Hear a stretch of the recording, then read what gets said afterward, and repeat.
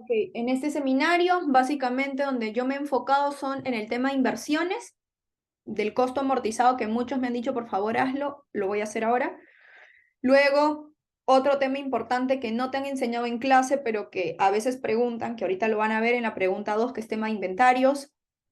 El tema 3 son asientos contables, factoring con recursos, sin recursos y todo el tema de cuentas por cobrar y letras. La pregunta 4 es una pregunta de un parcial pasado, que es conciliación bancaria. La pregunta 5 es Cardex bajo el método promedio. La pregunta 6 es una pregunta de provisión castigo.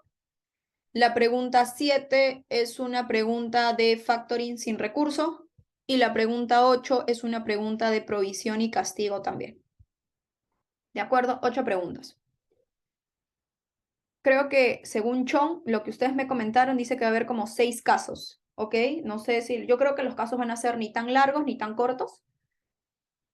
Yo les he puesto acá 8 casos.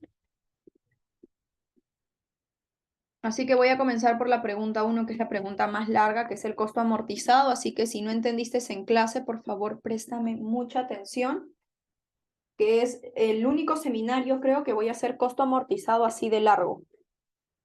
¿Ya? Ok, vamos a leer. Nosotros, para el tema de inversiones, yo les había dicho y les había enseñado diferentes tipos de bonos, ¿no? Bonos con 2 tasas, bonos con 1 tasa, ¿de acuerdo? Que eran los bonos mantenidos para su cobranza y venta. En este caso, en esta primera pregunta, es otro tipo de bono. Ya no es el bono común y corriente que nosotros hemos practicado, que es de cobranza y de venta, sino es un bono diferente que se llama un bono mantenido para su cobranza. Los bonos mantenidos para su cobranza se les halla mediante el costo amortizado. ¿Ok? Es otro tipo de bono. Entonces, vamos a leer esta pregunta para ver cómo se desarrolla. Dice, el 1 de enero del 2019, el banco ABC compra 100 bonos emitidos por la compañía Arias Barbieri, los cuales mantendrán hasta su vencimiento. Cuando un bono se mantiene hasta el vencimiento, es un bono mantenido para su cobranza, o sea, costo amortizado. Dice que el bono tiene una duración de 5 años a 1.000 soles cada uno, o sea, tú pagaste por el bono 1.000 soles cada uno, y asimismo el bono tiene un principal, o sea, cada bono, su principal, es de 1.250 y devenga un interés del 4,72% anual. ¿Qué es lo que te piden? Calcular el costo amortizado, registrar los asientos hasta el vencimiento. En este caso, cuando hablamos de bonos al vencimiento, ya no hay necesidad de hacer línea de tiempo. O sea, en este caso, línea de tiempo no me sirve. Como te expliqué en el preparcial de ayer que teníamos que hacer la línea de tiempo, ya, en este caso no. Porque es un bono al vencimiento. Un bono al vencimiento no tiene fecha de cobro de intereses. Entonces, en este caso, como un bono al costo amortizado no tiene fecha de cobro de intereses, tú no puedes hacer línea de tiempo porque no te serviría de nada. Entonces, Gina, ¿cómo se desarrolla estos tipos de problemas? Miren el paso que vas a desarrollar. Cualquier ejercicio de costo amortizado tienes que seguir estos pasos que ahora te voy a enseñar. Primer paso, tenemos que ver cuánto de intereses genera este bono. Entonces, mira lo que vas a hacer. Yo aquí, imaginémonos que es tu hojita, vas a colocar cuánto pagaste, o sea, vas a poner así, mira, inicio, pago. ¿Cuánto pagaste por el bono? Según el problema, siempre en el costo amortizado, el problema te va a decir cuánto pagaste. En este caso, tú has pagado, dice que tú has comprado 100 bonos a un valor de 1.000 soles cada uno. ¿De acuerdo? Entonces, si tú multiplicas, eso es lo que tú pagaste, que sería 1.000 bonos, perdón, 100 bonos por 1.000 soles cada uno, listo. Entonces, si tú quieres hallar el costo amortizado, lo primero que tienes que tener es cuánto pagaste por el bono. O sea, tú pagaste esta cantidad. ¿De acuerdo? Ahora, este bono, que es al costo amortizado, dice que tiene un vencimiento de 5 años y el bono comenzó en el año 2019. Entonces, si tiene un vencimiento de 5 años, aquí vas a colocar los 5 años. Como comenzó el 1 de enero, siempre va a comenzar el primer mes del año. Entonces vas a comenzar por el año 2019 y vas a colocar año 2019, que sería el primer año 2020, año 2021, año 2022 y año 2023. Aquí vence. Entonces, tú tienes 5 años. Gina, ¿por qué 5 años? Porque dice que el vencimiento es por 5 años. Entonces, tienes los 5 años desde el año 2019 al año 2023 y dice el problema que el bono tiene un principal de 1.250. O sea, cada bono te genera 1.250 soles y devenga un interés del 4.72% al año. Entonces, ¿para qué crees que a ti en un bono a costo amortizado te dan el principal y el interés? Para sacar cuántos intereses tú devengas año por año. Entonces, para hallar en el año 2019 cuánto de intereses voy a ganar por estos 100 bonos, tienes que hacer esta multiplicación. Tú has comprado 100 bonos, ¿cierto? Entonces, multiplica 100 bonos, la cantidad de bonos, por el principal. En este caso, el principal es 1.250, entonces es por bono. Entonces, como tú has comprado 100 bonos, multiplicas 1.250 por 100. Esto es tu principal por 100 bonos. Y a eso multiplicas por el interés que devenga, que es 4.72%. Y es, Gina, ¿podrías explicar qué es, disculpa, qué es el principal? sí, el principal es lo que te genera el bono, es lo que vas a ganar. Dice que vas a ganar 1.250 por bono, ese es el principal, lo que te genera. Y además, ese principal, dice que este principal para hallar los intereses es del 4.72% anual. Por ende, ¿qué es el principal? El principal es como el valor nominal. Eso es un principal, el valor nominal, el valor del bono para sacar los intereses. Eso es el principal. Si ustedes no tenían como que idea que era un principal, el principal es el valor nominal. Gina, ¿y para qué me dan un principal? Para que puedas hallar los intereses que devengas cada año.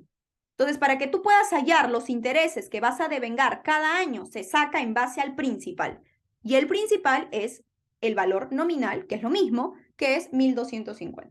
¿De acuerdo?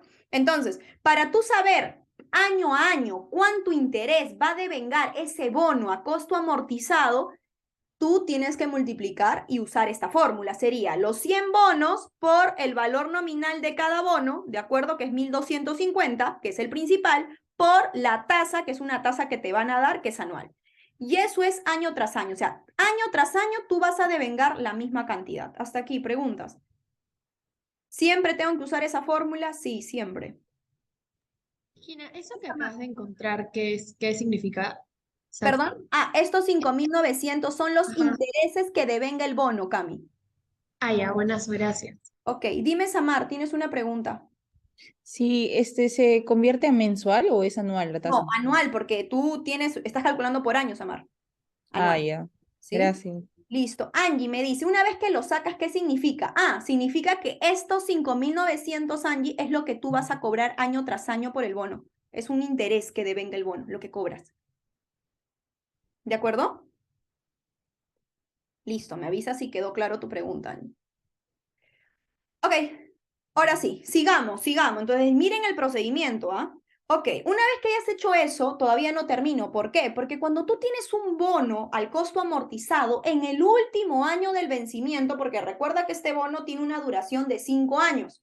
En el último año, según la teoría te dice que en el último año, en el año 2023, el monto que se va a recibir, porque tú sabes que esto se recibe año tras año, ¿cierto? Esos son los 5.900 que te genera tu bono.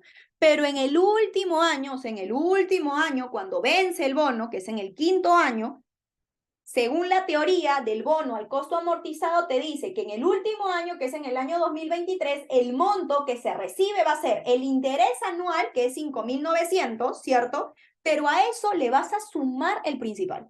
O sea que en el último año tú no solamente vas a cobrar 5.900, que son los intereses que se devengan año tras año, sino que en el último año, además de cobrar el interés anual, le tienes que sumar el principal. O sea, a estos 5.900 le tienes que sumar el principal. O sea, de esos 100 bonos que tú tienes, lo multiplicas por 1.250 que vale cada bono. O sea, en teoría, en el año 2023, además de los 5.900, le tienes que sumar el principal, o sea, el valor del bono. Y eso es lo que vas a cobrar y siempre eso sucede en el último año. Dime, Angie, ¿tienes una pregunta? Porque me escribiste por el chat. Ok, espero tu pregunta. ¿Alguien? ¿Preguntas, dudas en el último año? Sí, profesora, ¿el principal no sería 1250? No, es por bono, pues, Amar. ¿Tú cuántos bonos tienes? Ah, 100. en total, o sea, en total, perdón. Claro, en total. No estás hallando por un bono, estás hallando por los 100 bonos que tienes. Ah, ya, gracias. Ok. Angie me pregunta, ¿por qué se suma el principal? Porque esa es teoría de bono a costo amortizado, Angie. Siempre en el último año, cuando venza tu bono al costo amortizado, siempre la teoría te dice, en el último año tienes que cobrar los intereses que devengas anualmente, Angie, más el principal. Siempre sucede en el último año. ¿De acuerdo, Angie? Listo. Ya. Esto siempre lo vas a hacer en cualquier ejercicio. Todo depende de cuántos años tenga. Ahora, no piensen que siempre son 5 años, porque puede que tu vencimiento sea en 3 años, en 2 años, en 4 años, todo depende del vencimiento. Una vez que ya tienes esto, tienes que hallar la TIR. Ok, ahora, yo creo que en tu examen la TIR te lo van a dar. Por ahí escuché voladas que la TIR te lo daban. Ahora, en Excel tú sí puedes calcular la TIR de manera directa. Yo creo que en tu examen te van a dar la TIR. ¿Cómo se calcula la TIR? La TIR en Excel te lo dan de esta manera. Ajá, Adriana me dice, sí te lo van a dar. Sí, era lo más probable que te den la TIR. ¿Por qué? Porque si tú quieres hallar la TIR en hoja, es un súper formulón y es imposible, pues, ¿no? Que lo hagamos. Entonces, la TIR en Excel se halla de esta manera. TIR, abre paréntesis, y vas a sumar toda la TIR. Y ahorita te voy a explicar por qué hallamos la TIR en un costo amortizado. Ya, perfecto. Sí, te van a dar la TIR, eso es importantísimo. Ya, ¿esta TIR para qué lo hallo? Porque a los bonos, cuando tú lo envías a costo amortizado, siempre hay que hallar la tasa de interés efectiva. Y esa tasa de interés efectiva se le llama a la TIR. La tasa de interés efectiva, la tasa de rendimiento efectivo, siempre se calcula cuando estás calculando un bono a costo amortizado. Como la TIR te lo van a dar, yo lo voy a calcular porque en este ejercicio lo teníamos que calcular y la TIR se calcula así. Se calcula con el pago más todos los intereses que tú vas a recibir año a año hasta el vencimiento. Y para que te pueda salir la TIR, el pago lo tienes que poner en negativo. En este caso lo voy a poner en negativo porque yo lo tengo que calcular. Entonces la TIR va a ser así. TIR, abro paréntesis y literalmente sumas todo esto, que te va a dar la tasa de interés efectiva de estos 5 años de vencimiento. Y te da 10%. Ahora, si en tu examen la TIR te lo dan de manera directa, colocas la TIR de manera directa. Una vez que has calculado la tasa de interés o la tasa de rendimiento efectivo, como así se le llama, ahora vamos a hallar el costo amortizado. Y para hallar el costo amortizado, esta TIR, de acuerdo, que es una tasa interna de retorno del bono, así se le llama tasa de rendimiento, tasa interna de retorno del bono, es para calcular el costo amortizado. ¿Cómo se calcula el costo amortizado? El costo amortizado lo vas a tener que calcular año tras año. Entonces voy a hacerlo. Tienes que hacer una tabla y es una tabla mundial. Yo le llamo tabla mundial porque se utiliza para cualquier bono a costo amortizado. Entonces voy a usar. ¿Cómo es la tablita, Gina? La tablita es así. Vas a colocar año, ¿de acuerdo? Al costado le vas a colocar costo amortizado al inicio del año. ¿Listo? Luego del costo amortizado al inicio del año, vas a colocar al costado intereses. Al costado le vas a colocar consideración en efectivo, así se le llama. Y finalmente el costo amortizado al final del año. Esa es la tabla.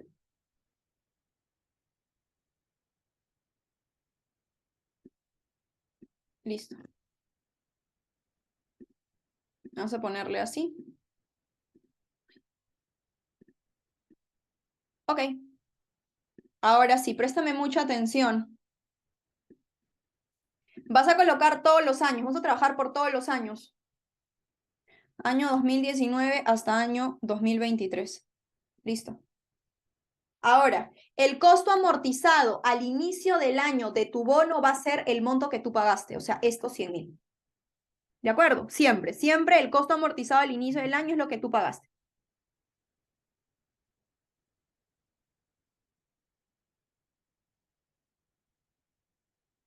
Ok. Luego calcula los intereses. Y los intereses justamente lo vas a hacer con la tasa del retorno, que es la TIR. Por eso calculamos la TIR, para poder hallar los intereses que te genera ese bono. ¿Cómo se calcula la TIR? De esta manera.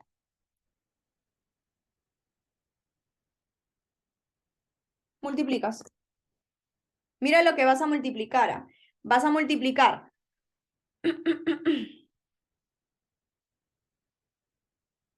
la TIR, que es la tasa de interés efectivo, la tasa de retorno, por el costo amortizado al inicio del año. Y eso va a ser tus intereses por el primer año. Luego vas a colocar la consideración en efectivo. ¿Qué significa la consideración en efectivo? La consideración en efectivo es lo que tú vas a cobrar año tras año por tu bono. Y eso es lo que tú vas a cobrar año tras año por tu bono. ¿Cuánto es lo que tú vas a cobrar año tras año por tu bono? 5.900. Entonces, para el primer año, mi consideración efectiva sería lo que voy a cobrar en el año 2019, que habías calculado previamente. Y ahora sí, ¿cómo sacar el costo amortizado? Es decir, el costo del valor del bono al finalizar el año 2019. El costo del valor del bono al finalizar el año 2019 es la suma del bono que tú pagaste al inicio del año más los intereses de ese bono con la tasa de interés efectiva menos lo que tú vas a cobrar del bono. En teoría es costo amortizado al inicio del año más los intereses menos lo que vas a cobrar en efectivo. ¿Cuánto te da eso? Sí, Una pregunta, ¿esa sería consideración de efectivo también es el lo que costo vas de a cobrar en intereses? efectivo. ¿Es el costo de intereses contable? ¿Cómo que el costo de interés contable? No entiendo. Pasa que en mi tabla, cuando hicimos la P de ayer, lo pusieron como costo de intereses contable. ¿Y cómo pusieron los intereses? O sea, lo han calculado igual. Solo O que sea, me fácil confundí. para tu profesor ese es su sinónimo, pero según los libros se considera, yo le pongo siempre consideración en efectivo, es lo que yo cobro en efectivo del bono. Ya, ok. ¿Sí? Si tu profe lo hace lo mismo, de seguro debe ser su sinónimo. Pero yo coloco siempre los nombres así tal cual como el libro. ¿De acuerdo? Listo, entonces este es el costo amortizado al final del año. Tu bono ahora tiene este valor, con los intereses y todo que te genera. Y ahora, para el segundo año, la misma dinámica. Vas a jalar el costo amortizado al inicio del año, que es justamente, si estás en el año 2020, jalas del año 2019.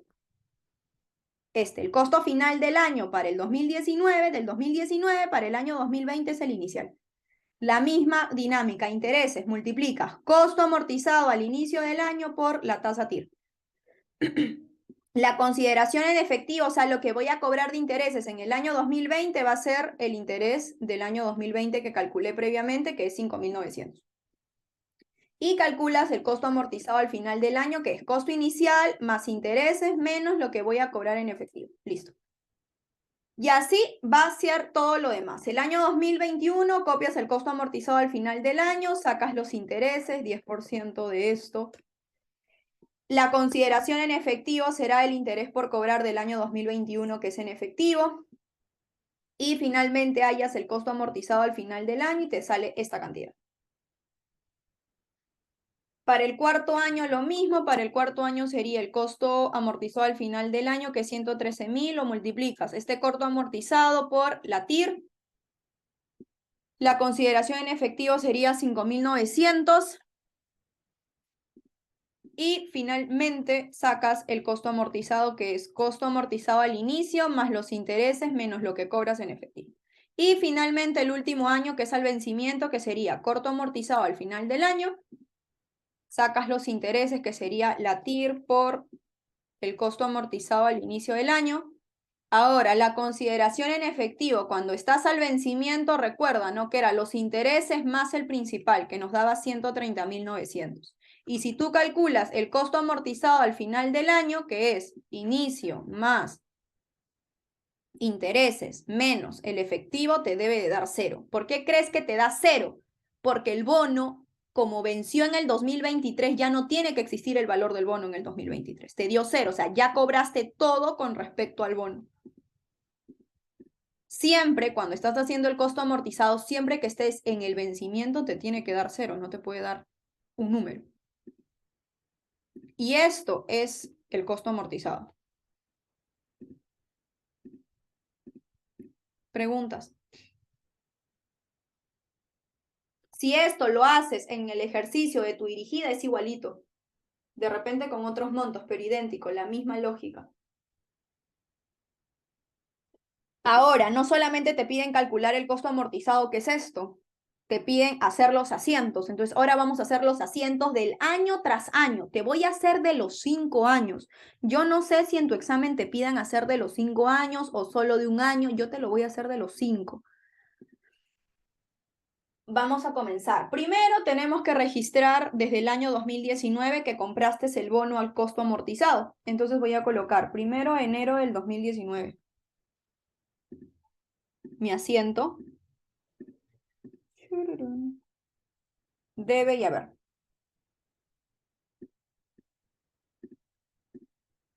Ok. Entonces, cuando tú compras un bono al costo amortizado, eso solamente sucede cuando es un bono a costo amortizado. Cuando tú compras un bono, el asiento es así. Inversiones en bonos a vencimiento, así se llama. Y colocas el monto que pagaste. ¿Cuánto pagaste por el bono? 100.000. Listo. Y todo eso contra caja y bancos, que se suele utilizar, o la palabra bancos, como tú quieras. Yo voy a utilizar caja y bancos. Si tu profe o tu JP utiliza caja y bancos, utiliza caja y bancos. O si no, solo bancos, o si no, solo caja. Depende de tu profe. Según los libros utilizan caja y bancos. Listo, ahí está mi asiento de compra del bono al costo amortizado. Una vez que ya tienes la compra del bono al 1 de enero del 2019, obviamente al finalizar el año tengo que registrar los intereses que voy ganando. Entonces, 31 de diciembre del 2019.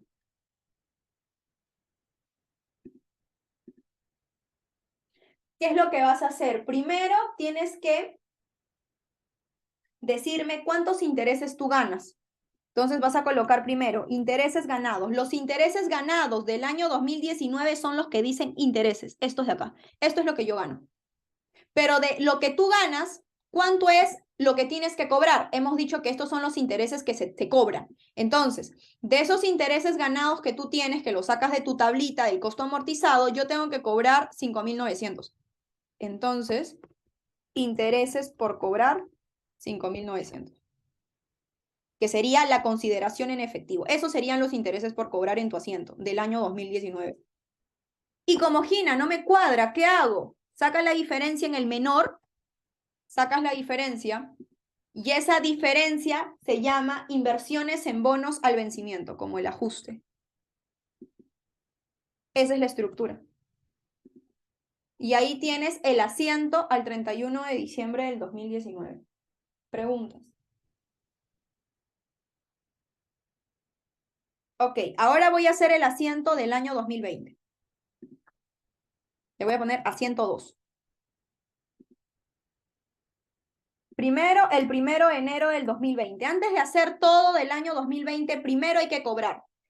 El interés por cobrar al 31 de diciembre del 2019, que era estos 5.900, lo cobras como que al siguiente año. Entonces, estos intereses por cobrar lo bajas, del año 2019 lo bajas y lo cobras, caja y bancos. Listo. Entonces, estoy cobrando el interés por cobrar del 31 de diciembre del 2019, lo estoy cobrando a inicios del 2020. Una vez que ya cobraste, haces lo mismo. 2.1. Voy a registrar los intereses ganados al 31 de diciembre del 2020.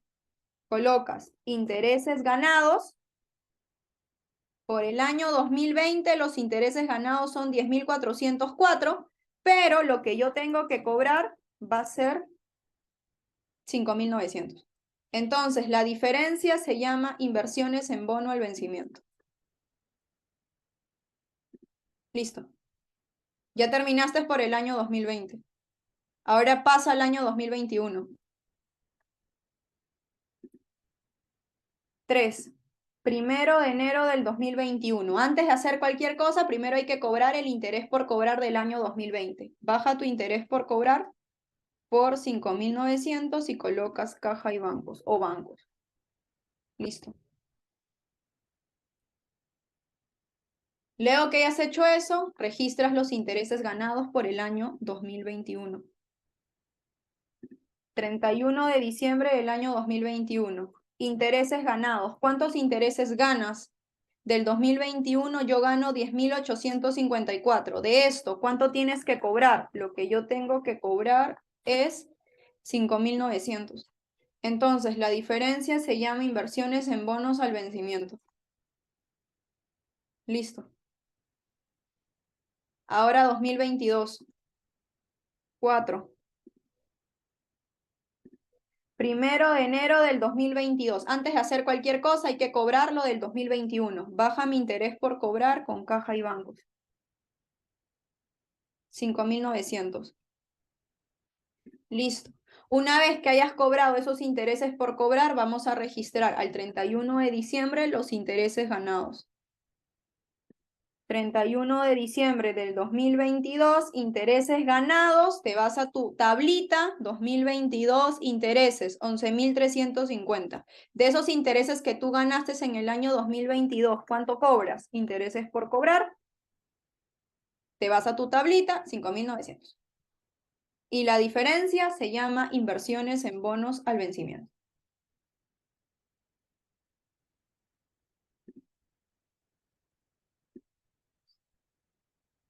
Listo. Y finalmente el vencimiento que me falta por el año 2023. El vencimiento, el último. 5.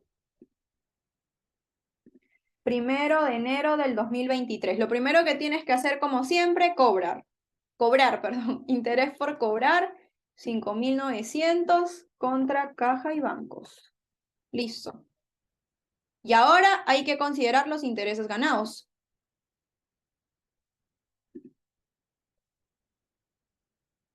$5.1, 31 de diciembre del 2023. Acá estamos 2023. Ya. Al 31 de diciembre del 2023, ¿qué es lo que vas a hacer aquí? Aquí, por ejemplo, como ya estamos al vencimiento, ya estamos en el 5º año, aquí ya no existe. Aquí vamos a hacer como doble asiento. Mira lo que vamos a hacer.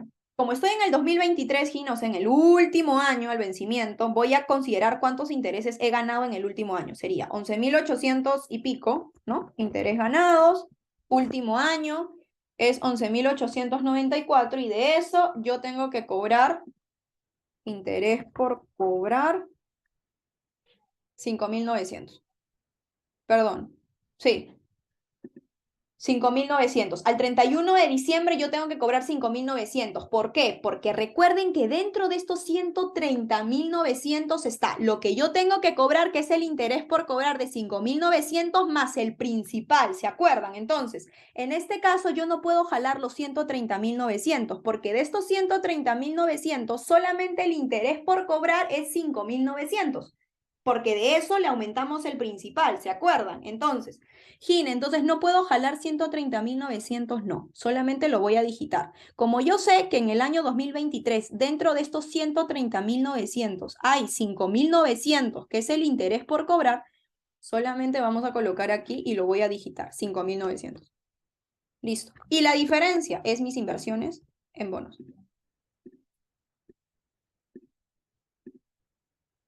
Y una vez que hayas hecho esto, te vas al 1 de enero del 2024, al siguiente año. Y mira lo que vas a hacer, que es el último asiento. 1 de enero del 2024. En el 1 de enero del 2024 tú vas a recibir todo lo que tienes que recibir al vencimiento. Entonces, mira lo que vas a hacer. Este interés por cobrar del último año, que es el vencimiento, lo tienes que cobrar en el 2024. Entonces tú vas a poner aquí, interés por cobrar, 5.900. Pero ahora la pregunta es, ¿cuánto cobras? Como estás al vencimiento, al último año, lo que tú vas a cobrar al último año va a ser caja y bancos, lo que tú vas a cobrar después de que venza, después de los 5 años, va a ser el principal más el interés por cobrar de estos 5.900. O sea, en teoría, lo que tú vas a cobrar terminando los 5 años va a ser estos 130.900, que incluye el principal más los 5.900 del interés por cobrar. O sea, en teoría, Gina, yo voy a cobrar los 130.900. Entonces, de esos 130.900 ya incluye los 5.900 del interés por cobrar. Gina, pero no me cuadra. Y esa diferencia se llama inversiones en bonos al vencimiento. Y esos son todos los asientos que tienes que hacer. Te he hecho los asientos de los 5 años. Si a ti te preguntan solo del primer año, solo del primer año. Si a ti te preguntan solo del segundo año, solo del segundo año. Yo te he hecho de los 5. Y ahí está. Y eso es un costo amortizado en un bono. Siempre sigue los mismos pasos. Calcula primero esto que es importante, luego la TIR, luego haces tu tabla y recién cuando haces tu tabla haces los asientos si es que te piden. Preguntas.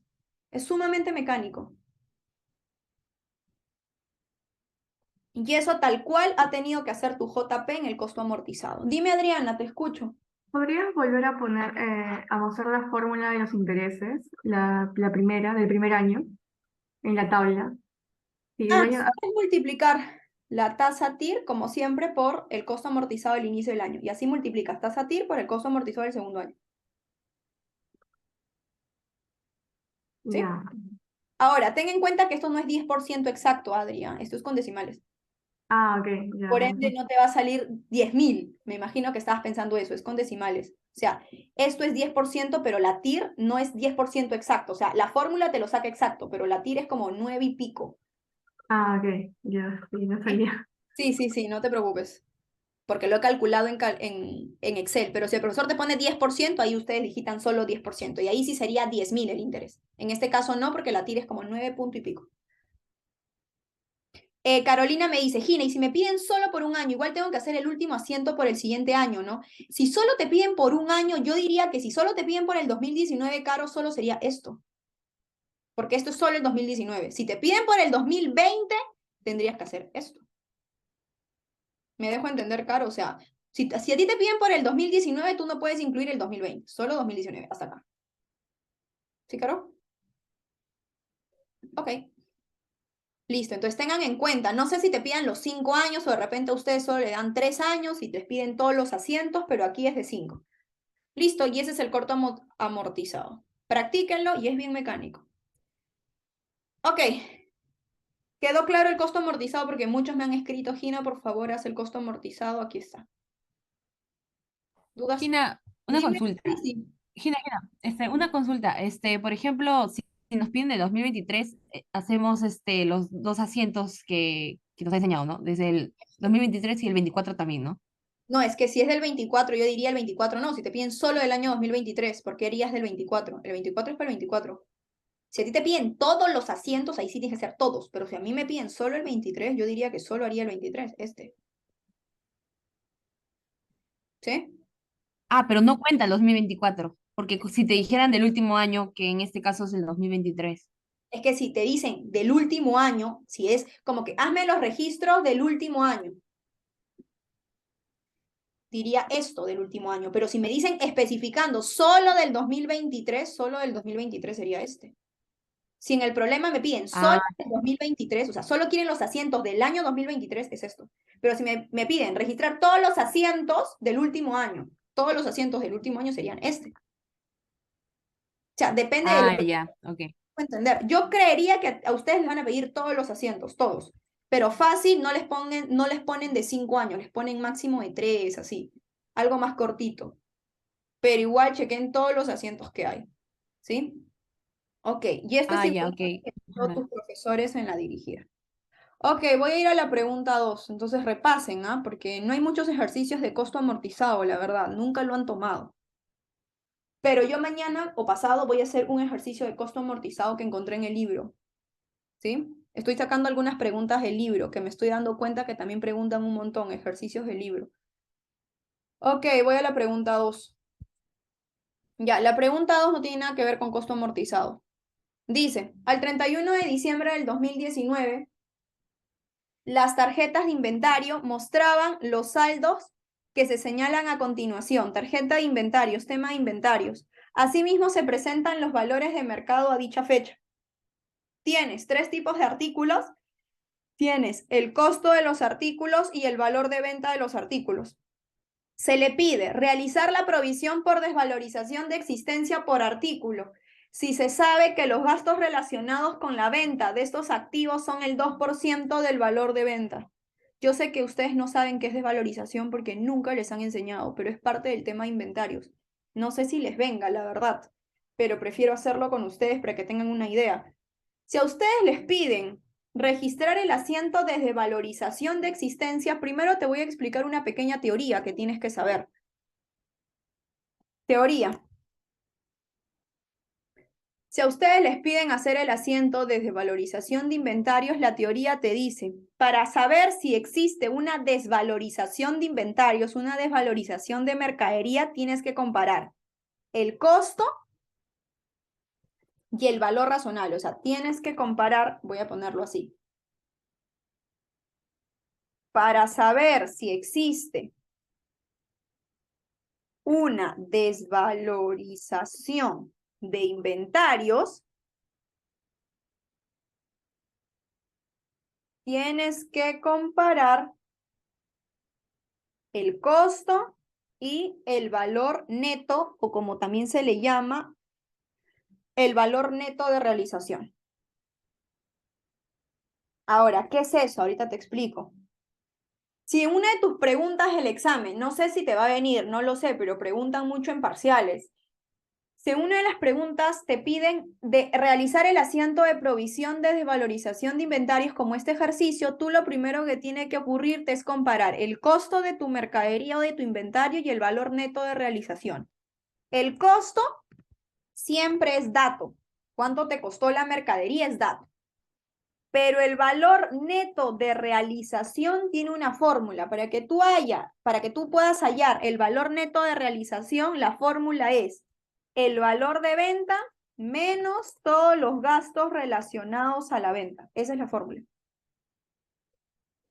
Una vez que tú tengas ambos datos, tengas el costo y el valor neto de realización de tu mercadería usando la fórmula, para que haya desvalorización, el BNR, o sea, el valor neto de realización, tiene que ser menor al costo.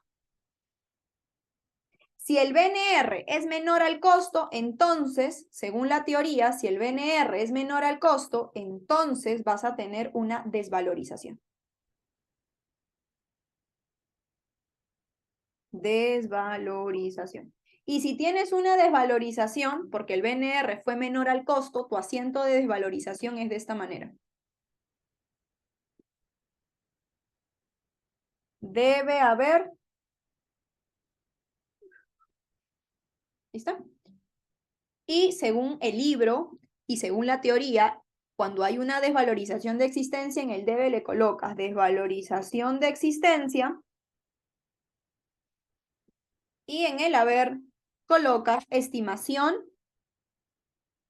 por desvalorización de existencia. Esa es la pequeña teoría que tienes que saber cuando te pidan desvalorización de existencia. No te lo han enseñado así como en una dirigida, pero está en tu PPT. Si está en tu PPT, es un tema que te puede entrar. Eso es lo único que tienes que saber cuando te piden desvalorizaciones de existencia. Ahora, dicho eso, vamos a aplicar todo lo que te acabo de explicar con cada uno de estos artículos. Voy a averiguar si el artículo AAA, BBB, CCC tiene desvalorización. Voy primero con el AAA. El problema, por ejemplo, ya me dicen el costo, ¿no? Me dicen que el costo es 300 soles. Y el BNR, porque tengo que hallar el BNR también, que es el valor neto de realización, tiene que ser el valor de venta, que es 250, menos todos los gastos relacionados a la venta. Y el problema te dice que todos los gastos relacionados a la venta es el 2%, o sea, el 2% de la venta.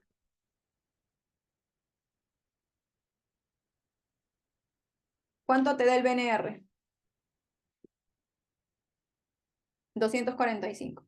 Entonces tienes el costo, tienes el BNR. Entonces compara. ¿El BNR es menor a tu costo para que haya desvalorización? Sí. El BNR es menor a mi costo. Como el BNR es menor a mi costo, hay una desvalorización. Sacas la diferencia, restas, y esta es tu desvalorización. Y como hay desvalorización, haces el asiento. Desvalorización de existencia con estimación por desvalorización y jalas los 55 soles. Hasta ahí, preguntas. Ok, y lo mismo vas a hacer, la misma dinámica vas a hacer por la CC. Perdón, por la BB.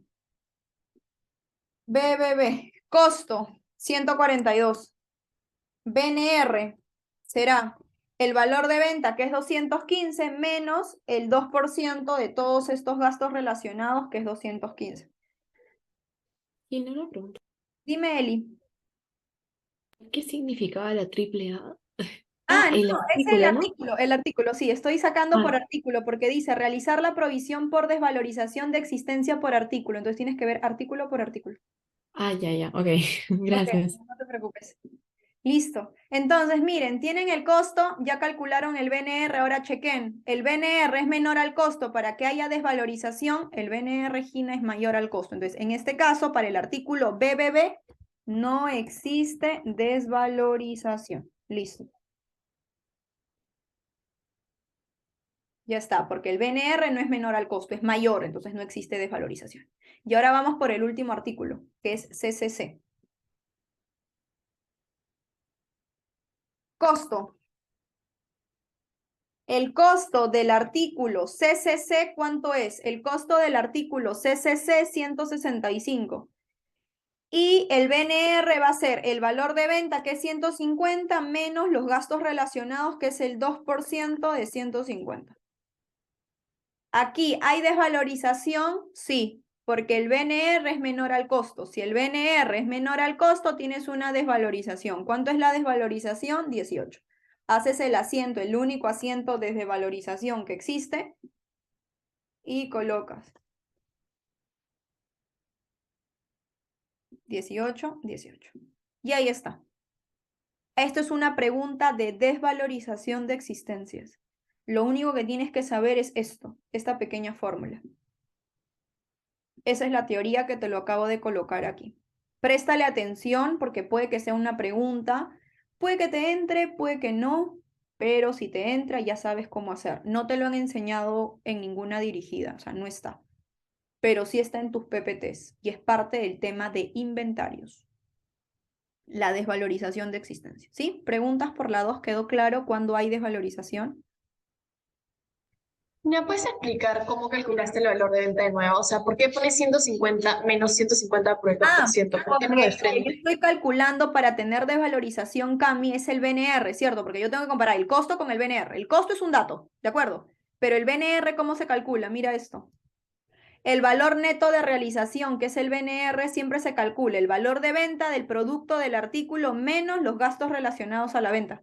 Entonces, para que tú sepas si hay una desvalorización, tienes que comparar el costo y el BNR.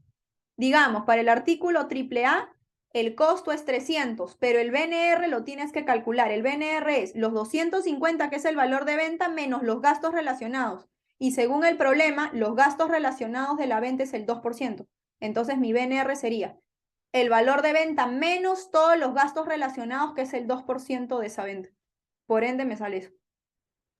Ah, ya, perfecto, gracias. Una formulita. Y de ahí, una vez que ya tienes el costo y el BNR, chequeas, ¿no? Y dices, el BNR es menor al costo, si es verdadero, haces las de valorización.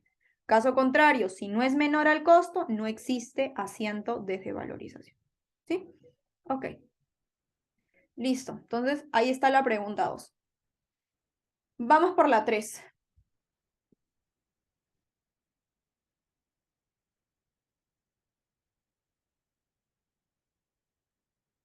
Ok, ¿qué dice la 3? Primero yo siempre voy a leer qué me piden. Dice, registrar en el libro diario todos los asientos correspondientes a esta operación, desde el inicio hasta la liquidación de la misma. Ok. Asientos.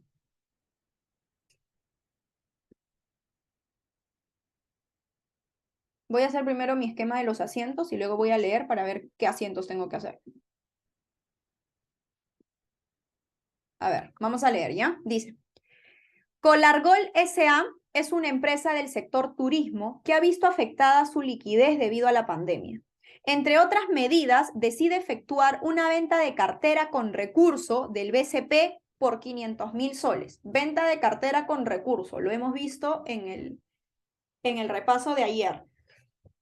Dice que por 500.000 soles, quien le cobra un descuento del 4%. Ok. La operación inicial se lleva a cabo sin problemas, sin embargo, al vencimiento, el cliente Colargol no paga las facturas, por lo que el BCP cobra a la empresa una operación del 4% por gastos por penalidad. Además, debido a este hecho, Colargol considera que esta factura tiene poca probabilidad de cobranza y así lo deja ver en sus estados financieros. Ok. Entonces comenzamos. Si dice que la empresa Colargol es una empresa del sector turismo y decides efectuar una venta de cartera con recurso por 500.000 soles, eso es lo primero que tienes que hacer, el asiento de venta con recurso, o sea, factoring con recurso. El asiento de factoring con recurso es así. Préstamo por pagar por los 500.000 soles, que sería de tu factura, y te está cobrando un descuento, o sea, un interés del 4% por adelantado, eso se llama intereses, le sacas el 4%, en este ejercicio no hay ajustes, entonces solamente le sacas el interés, y lo que recibes en banco por esa venta de cartera con factoring con recurso es la diferencia. Hasta ahí, preguntas. Ok, eso es un factoring con recurso. Luego dice, la operación inicial se lleva a cabo sin problemas. Sin embargo, al vencimiento, el cliente Colargol no paga las facturas. Y ahí viene un pequeño detalle. Cuando tú haces un factoring con recurso, ¿qué significa? Que tú, de tus cuentas por cobrar, tú necesitas plata. Entonces, como estás tan desesperado por dinero, le vendes en cartera con factoring con recurso al banco. ¿Eso qué significa? Que tú le dices al banco, ¿sabes qué, banco? Yo tengo esta cuenta por cobrar de mi cliente y yo sé que mi cliente me va a pagar. Ni bien mi cliente me pague, yo te cancelo el préstamo. Esa es la condición de un factoring con recurso. Pero aquí está pasando algo un poco extraño, porque dice, la operación inicial se lleva a cabo sin problemas. Sin embargo, al vencimiento, el cliente Colargol no paga la factura al BCP. O sea, si tu cliente no paga, ¿qué haces? Porque se supone que la condición era, tú recibes la plata del cliente y le pagas el préstamo. Entonces, el banco BCP no le interesa. O sea, al banco jamás, el banco jamás pierde. Entonces, el banco te dice, mira, ya tenemos un vencimiento, ya me tienes que pagar el préstamo. Y tú le dices, no, pero mi cliente todavía no me paga. Entonces, el banco te dice, no me interesa. Entonces, como no estás cumpliendo con el plazo, el banco te está cobrando una penalidad del 4%. Eso es lo que tienes que reflejar en tus asientos. O sea, ya venció el plazo, tú le tienes que pagar al banco y además por no cumplir con lo acordado te está dando una penalidad de 4%. ¿Cómo lo reflejas en tus asientos? Así. Asiento número 2. Le tengo que pagar el préstamo, le tengo que sacar de mi cuenta. Entonces, como mi cliente no me ha pagado, como ya venció la factura, porque dice que ya venció, entonces baja el préstamo, le pago los 500.000 al banco de mi propia plata, pero el banco por no acordar o no aceptar el acuerdo del vencimiento, me está cobrando una penalidad. Eso para ti es un gasto, entonces le vas a poner como comisión por penalidad, que es del 4%. Entonces, tú le debías 500.000, pero el banco por esto te está cobrando 4% más. O sea, realmente, ¿cuánto le tienes que pagar al banco? Los 500.000 que le debía, más los 20.000 por no cumplir con el vencimiento, ¿no? Con las condiciones. Ahí está. Y luego te dice la última oración. Además, debido a este hecho, Colargol, o sea, el cliente, considera que esta factura tiene poca probabilidad de cobranza. Te dice que la factura, que es el préstamo, los 500.000, tiene poca probabilidad de cobranza. ¿Qué significa eso? Que hay que provisionarlo. Si tu factura, esta factura que tú tenías que cobrar, pero el cliente te dice, ¿sabes qué? Mira, no sé si te voy a pagar. O sea, hay poca probabilidad que lo puedas cobrar. Entonces, ¿qué haces? ¿Cómo reflejas esto? Tercer asiento, una provisión. Provisiona la cuenta por cobrar. Gasto por cobranza dudosa contra estimación por cobranza dudosa. ¿Por cuánto? Por el monto de tu cuenta por cobrar, que era el préstamo. Y esos serían los 3 asientos que refleja este caso. Preguntas. Tengo una pregunta por el chat. Ahorita voy contigo, Samar. Eli, te escucho. Tienes una pregunta, creo. Sí, Gina, en el asiento 2, o sea, tipo, ¿por qué no cuadraste con banco? Porque, tipo, yo pensaba que le ibas a cuadrar con cuenta por pagar, No, o pues porque lo si es pusiste cuenta en... por pagar, no le pagarías al banco. O sea, el banco te dice, o sea, cuando tú le enviaste esa cartera, de acuerdo, en factoring con recurso, ¿cuál era la condición?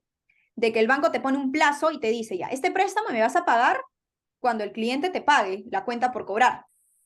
Pero se supone que al vencimiento ese cliente no te está pagando, se cerró, no te va a pagar. Pero el banco nunca pierde, Eli. Entonces, si el banco nunca pierde, tú le tienes que sacar, tú tienes que pagarle sí o sí. Entonces, baja tu préstamo y como no has cumplido la condición, te está cobrando una penalidad y todo eso contra banco. O sea, todo se paga.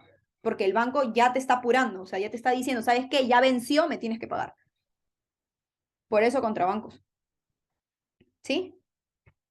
Ay, entonces, de todas maneras, el banco siempre le va a cobrar. Sí, claro, o sea, si ya vence el plazo, tú tarde o temprano tú ya ves de dónde sacas la plata, pero tú le pagas con efectivo. Ah, ya, ok, ya. Gracias, Gina. Listo. Samar, tenías una pregunta. Sí, en factoring con recursos solamente sería el asiento 1, ¿no? Sí, ese es el asiento 1, el factoring con recurso, este es Lo el demás, abono. Dime. lo demás sería ya Lo otros demás, o sea, asientos. el asiento 1 es cuando tú vendes en cartera factoring con recurso. El asiento 2 es cuando ya venció el plazo y el BCP te está cobrando, entonces hay que pagarle con la penalidad. Y el asiento 3 es porque el problema me decía que esta factura tiene poca probabilidad de cobranza. Por ende hice el asiento 3. Son como que Ah, diferentes ya. tipos de asientos, diferentes tipos de situaciones tenías en la pregunta 3. ¿Ok? Preguntas.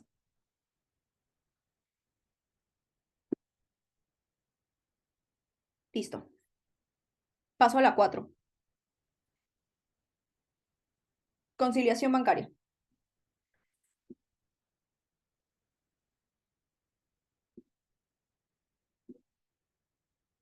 Vamos a leer la conciliación bancaria. Ya dice. Bueno, antes de leer la conciliación bancaria, hay que ver qué es lo que me piden. Me piden preparar el informe de la conciliación bancaria correspondiente al 31 de marzo, utilizando el método de bancos a libros y el informe. O sea, hay que hacer la conciliación y el informe de bancos a libros. Y también voy a hacer los ajustes, por si acá, ¿de acuerdo? Voy a hacer los ajustes también. No me pedían en este examen, pero lo voy a hacer igual como para practicar. Ok, empezamos. ¿Qué método me piden bancos a libros? ¿No? Ya saben ustedes que siempre paralelo primero.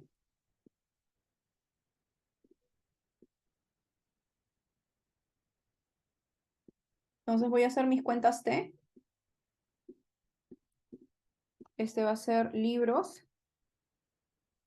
Y por aquí va a ser bancos. Listo, y acá colocas arribita cargo y abono. Cargo y abono y colocas los signos. Más, menos, menos, más.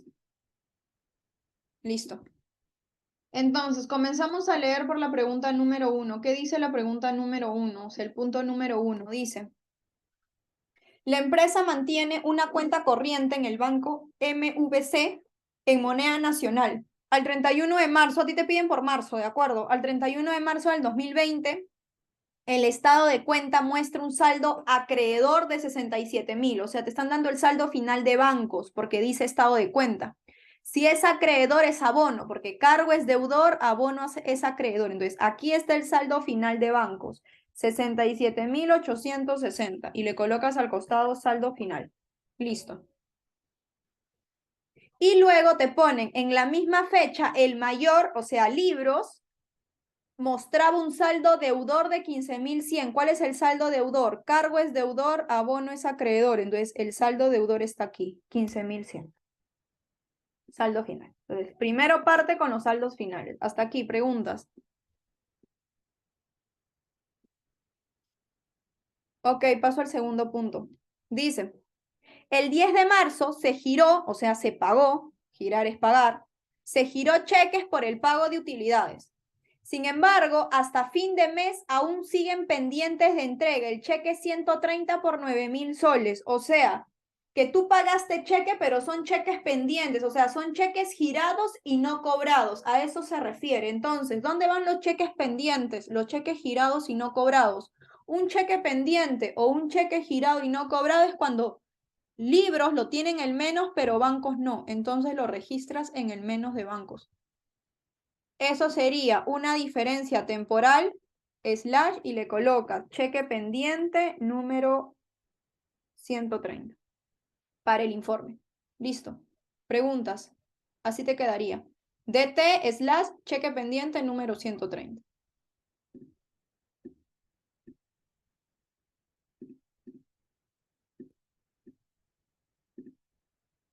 ¿Preguntas por este? Ay, no sé cómo borrarlo.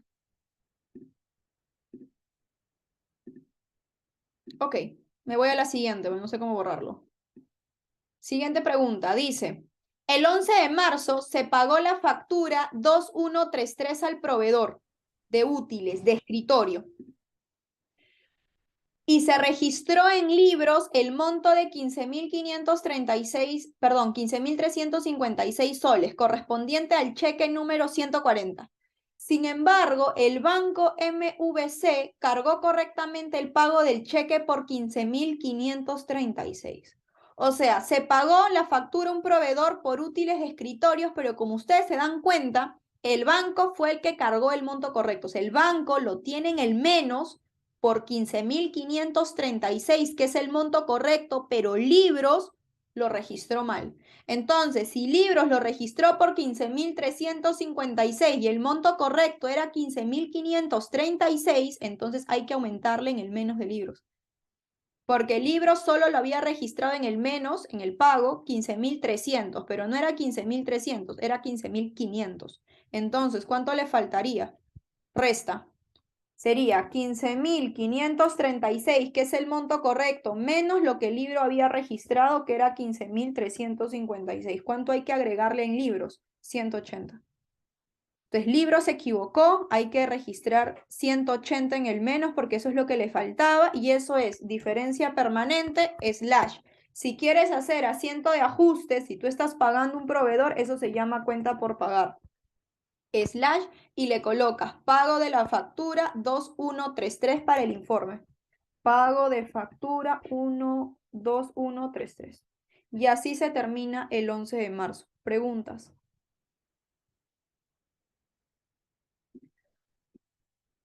Ok, 15 de marzo. ¿Qué dice el 15 de marzo? El 15 de marzo se efectuaron los siguientes cargos bancarios. En el banco, acá en el menos del banco, se han efectuado 2 cargos bancarios, el del teléfono y de intereses.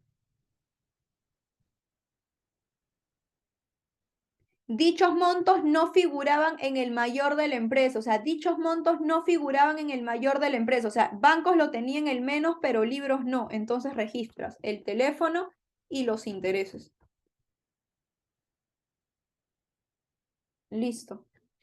Y colocas DP, este se llama gasto por teléfono, y le pones registro de teléfono para el informe, y el otro es DP, su asiento sería gasto por interés, y en el informe le pones registro de intereses. Listo. Preguntas. Ahora, recuerda que el nombre del informe puede ser variado. Le puedes poner como registro de teléfono o cargo por teléfono, o cargo por intereses, o solamente teléfono, o solamente intereses. O sea, depende de lo que tú quieras colocar. No hay un nombre específico para ello. Gina, ¿puedes volver a repetir? ¿Sabes? Que dice que como que cargos, ¿y por qué lo pones en el abono? Porque estás en libros, o sea, lo que dice no es que, no te están diciendo que banco se olvidó de cargar, te están diciendo, el 15 de marzo se efectuó los siguientes cargos bancarios, bancos en el cargo es el menos, o sea, lo que te están diciendo es que el bancos pagó, cargar es pagar, 700 y 1560, pero dichos montos no figuraban en el mayor, recuerda que estás conciliando, entonces, Sí, sí, sí, sí, sí. Ya entendí, lo gracias. tienes en el menos, libros también, o sea, no mires tanto el cargo y el abono, sino los signos, tiene que estar en el mismo. Listo. Ok, paso a la siguiente, 25 de marzo. Dice, el 25 de marzo el banco nos abonó el cobro de la letra de la empresa El Buen Recaudo por 40.000 soles. Por dicha operación, el banco nos cobró una comisión de 100 soles. No se encontró dicha operación en los registros contables. O sea, te están diciendo que el banco sí lo tiene registrado el cobro y la comisión, pero nosotros, libros, no lo tenemos. ¿Cómo sé que libros no lo tiene? Porque dice en la última oración, no se encontró dicha operación en los registros contables. Si no están en los registros contables, te están diciendo que libros no lo tiene. Entonces, ¿cómo lo registras en libros? Primero tienes que registrar el cobro de la letra. Todo cobro es positivo. Entonces acá colocas 40.000 y eso sería diferencia permanente. Si vas a hacer asiento, eso sería letra por cobrar, slash, y para el informe, cobro de letra. Listo. Pero por este cobro dice que el banco te está cobrando una comisión de 100 soles. La comisión sería negativo para ti porque le tienes que pagar una comisión al banco. Entonces bajas en libro en el menos los 100 soles de la comisión. Y eso sería diferencia permanente slash gasto por comisión slash y le colocas comisiones. Preguntas. Ok, sigo. Vamos a la siguiente. Dice, el gerente financiero solicitó un adelanto de sueldo el 31 de marzo por 7.000 soles, dentro de las facilidades otorgadas al personal por la pandemia del COVID-19, para lo cual se giró, o sea, se pagó un cheque 160, el cheque número 160. Dicho cheque fue entregado al gerente en su domicilio el 1 de abril. Ok, o sea, nosotros, o sea, la empresa adelantó el sueldo, ¿de acuerdo? O sea, en libros ya se había registrado el sueldo, porque si una persona te pide, se va a la compañía, ¿cierto? Y te pide el pago de ese sueldo. Entonces, en libros ya se había registrado al 31 de marzo porque ya le habías entregado el adelanto. Pero dice, dicho cheque fue entregado al gerente en su domicilio el 1 de abril. ¿Quién entrega los cheques? El banco. O sea, tú lo registras en tus libros, pero el banco se encarga de convertirlo en cheque para entregarle a la persona. Pero dice que bancos entregó el cheque, pero en otro mes. Entonces, ¿qué es lo que te están diciendo? Que Libros pagó el cheque, o sea, Libros lo pagó, pero bancos no lo tienen el menos todavía. Entonces, ¿dónde lo tendrías que registrar? En el menos de bancos, 7.000. Y colocas diferencia temporal slash, y eso le puedes colocar como adelanto de sueldo. Y ahí lo tienes. Y así te quedaría. Esta conciliación tendría que estar en el menos de bancos porque bancos no lo registró. En marzo no lo registró. Entonces hay que hacerlo. Preguntas. Ok, penúltima transacción. Dice, el 31 de marzo por la tarde, uno de nuestros clientes hizo una transferencia interbancaria por 11.000 soles. Por ser fin de semana y haberse realizado la transferencia después de la 1 de la tarde, dicha transferencia recién será procesada en la Cámara de Compensación del BCR y luego por nuestro banco el día lunes 2 de abril. Ok. Dice, la transferencia tampoco aparece en los registros de la empresa, puesto que el cliente no ha comunicado dicha transferencia. O sea, en teoría no está ni en libros ni en bancos. En libros no está porque la transferencia no apareció porque no lo comunicamos a la empresa, entonces libros no lo tiene. Y bancos tampoco lo tiene porque dice que nuestro banco recién lo hará el 2 de abril, o sea, en otro mes. Entonces, si ni libros ni bancos lo tiene, tú lo tienes que registrar. Como es una transferencia de nuestro cliente, un cliente nos está pagando algo seguro, entonces hay que registrarlo en el MAS, tanto en libros como en bancos. Esto se llama diferencia permanente slash cuenta por cobrar slash y le puedes colocar transferencia del cliente como nombre. Y para bancos es diferencia temporal slash y eso se puede llamar un depósito en tránsito. O sea, está en tránsito todavía. No nos llega a nuestro banco. Y así te quedaría. Ambos, porque ninguno de los dos lo tiene. Ay, perdón. Dime, Samar, te escucho.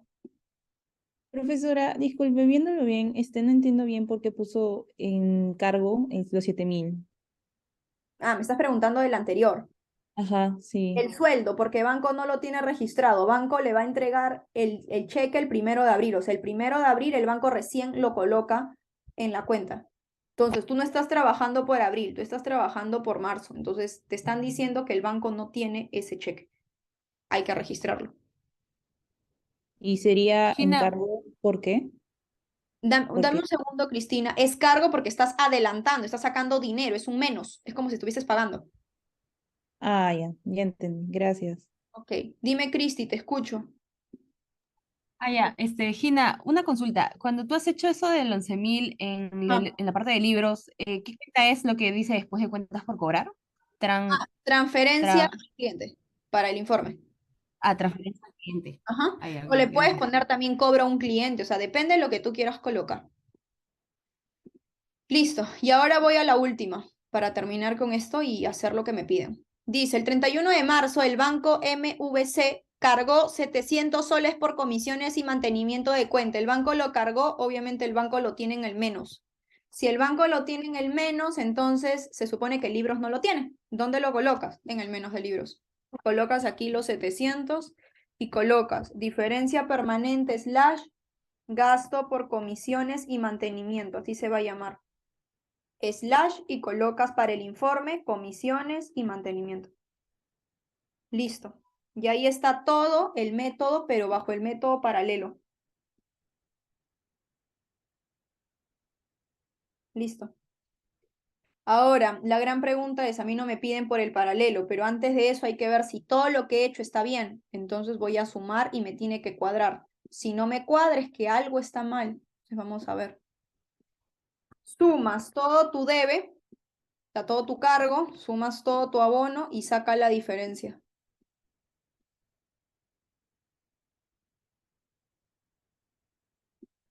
Ay, perdón.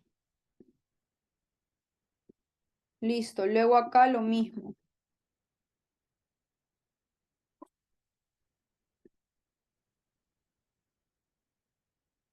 ¿Te cuadró? Sí. Entonces, si ya te salió el método paralelo, a ti te están pidiendo, no te piden los asientos de ajuste, ya ustedes lo hacen, ¿de acuerdo? Ya ustedes ya saben cuál es el nombre del asiento de ajuste, pero en este caso no te pedían. Vamos a hacer el informe de bancos a libros y el informe de conciliación, o sea, la conciliación de bancos a libros y el informe. Entonces, como yo tengo paralelo, yo tengo que hacer ahora de bancos a libros. Lo haces abajo y colocas método de bancos a libros. Haces de nuevo todo lo mismo, haces las cuentas T nuevamente. Y como es de bancos a libros, lo primero que tienes que colocar son los saldos finales. Jalas el saldo final de libros que tenías aquí arriba y el saldo final de bancos. Y como es de bancos a libros, el que manda es el último, libros. Es decir, que debajo de libros no puede ver absolutamente nada. Entonces, si debajo de libros no puede ver nada, todo lo tienes que poner en bancos, todo. Entonces coloca. Copias, si está en el cargo, lo copias en el cargo. 9.000, 7.000, copias aquí también su concepto. Luego copias el haber, que es 11.000. Copias su concepto. Y luego todo lo que está aquí adentro también lo copias. Pero este es de libros, lo copias tal cual en bancos. Todo lo que está en cargo, lo colocas en cargo. 4.000 y 11.000. Y copias los conceptos. Y todo lo que está en el abono lo copias en el abono también de bancos. 180, 700, 1560 y 100. Y los 700 de aquí abajo. Y copias los conceptos.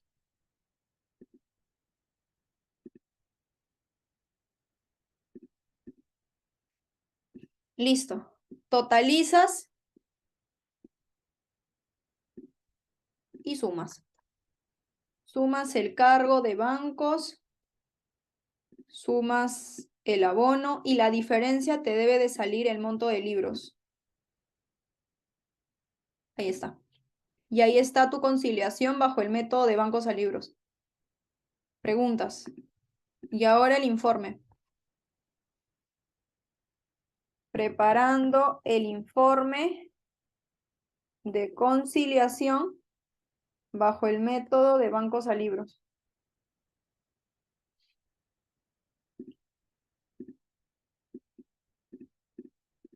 Ya está. Y ahora sí, acá sí hay que poner el encabezado y todo. ¿Cómo se llama la empresa? El placer de sus ojos. Ay.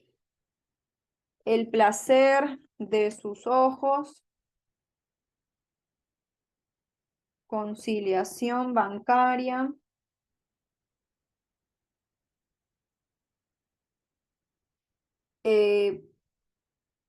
Al 31 de marzo y expresado en soles. Listo, y como estás haciendo de bancos a libros, comienza saldo según bancos primero y vas a jalar de tu informe. Saldo según bancos es 67.860. Luego más y sumas todo lo que has puesto en el más, que es todo esto, desde 11.000 hasta los 700. Como tengo Excel, voy a jalar nada más. Listo. Y colocas el nombre del informe que lo tenemos acá al costado. Por ejemplo, los 11.000 se llama depósito en tránsito. Depósito en tránsito. Los 180 se llama pago de factura 2133. Pago de factura 2133. Los 700 se llama registro de teléfono y el de abajo registro de intereses. Registro de teléfono y el otro es registro de intereses. Los 100 se llaman comisiones y los 700 comisiones y mantenimiento. Este se llama comisiones y este comisiones y mantenimiento. Listo. Y luego todos los menos. Menos y yo siempre lo coloco en negativo. Desde el 9.000 hasta el 11.000. Y coloca los nombres. Este se llama cheque pendiente 130. El otro se llama adelanto de sueldo. O sea, pago por adelanto de sueldo. El otro se llama cobro de letra. Y los 11.000 se llama transferencia al cliente. Transferencia del cliente. Listo. Sumas todo eso y restas. Y como ya comenzaste de banco, ahora todo esto viene a ser libros. Saldo según libros. Y sumas y restas. Y ahí lo tienes, que te sale los 15.100. Y así se termina la pregunta 4. ¿Preguntas? ¿Dudas? Ok, y eso sería todo por el tema de conciliación. Paso a la pregunta 5. ¿Cómo vamos con el tiempo? Estamos bien, solo hay 8 preguntas. Ok, la 5. La 5 es al toque, es Cardex.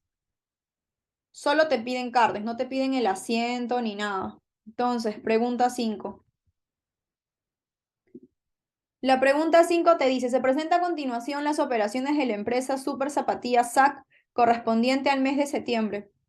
La compañía utiliza el sistema de registro permanente bajo el método promedio ponderado. Ok, hacemos el Cardex, porque lo único que me piden es registrar el Cardex bajo el método promedio. Fecha, concepto, entrada. Una pregunta. Y Cami. ¿Cuál es la diferencia entre promedio ponderado móvil y promedio ponderado? ¿O es lo mismo? No, no es lo mismo, porque hay uno que es del periódico y el otro es permanente. El móvil es periódico y el otro es permanente, o sea, el sistema cambia. En este caso es promedio ponderado. El móvil, así como tal, es permanente y el promedio ponderado a secas es periódico. Pero siempre te lo dicen, o sea, por teoría, por tu control 2 había una pregunta de eso, el promedio ponderado móvil. Móvil es permanente, o sea, si no te hubiesen dicho registro permanente y te hubiesen dicho bajo el método promedio ponderado móvil, tú ya sabes que es permanente. Es solamente para el sistema. ¿Sí? Ah, pero, o sea, la forma de hacerlo es lo mismo. Ah, es lo mismo, sí, sí, sí. Solamente Ah, que ya. no te hubiesen dicho permanente y solamente te hubiesen puesto promedio ponderado móvil, tú ya sabías que tenías que hacer permanente, porque el móvil es para el permanente. Pero la forma es la misma, con el Cardex. Ya, buenazo, gracias. Ok. Entrada, salida y saldo. Voy a intentar bajarle un poquito para que se vea todo completo. A ver. Ya, vamos a darle color. Y vamos a bajarle un poquitín. Ya. Ya, vamos a hacer la tabla como siempre del Cardex. Recuerden que en el Cardex no necesariamente les pueden pedir permanente. El día de ayer en el preparcial vimos también periódico. Ojo, ¿ah? Puede ser permanente o periódico. Listo, ahora sí comienzo. Solo me piden Cardex, así que comenzamos. Dice, el saldo inicial es 0, o sea, no coloques el saldo inicial porque es 0. Luego dice, el 3 de septiembre, hubo una compra. Dice que estás comprando 200 pares de zapatilla, 300 cada uno. Entonces te vas a la compra, que es entrada, y colocas los 200 pares a 300 soles cada uno y multiplicas. Ahí está tu compra y esto hay que saldar, obviamente, ¿no? Entonces, copias tal cual en tu saldo. Listo, ahí lo tienes y lo cerramos con un borde inferior grueso. ¿Preguntas por la primera compra? Ok, pasa el 10 de septiembre. El 10 de septiembre dice que se compra 150 pares de zapatilla a 380 soles cada uno, o sea, el par. O sea, hay otra compra.